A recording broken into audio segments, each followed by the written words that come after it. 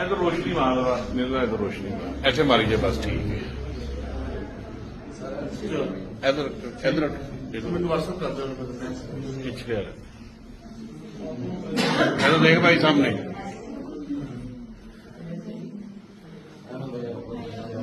इधर ਅਸੀਂ ਮੀਡੀਆ ਨਾਲ ਆਪੇ ਗਏ ਹਾਂ चंगा जी। साड़ी टिकटॉक पे आए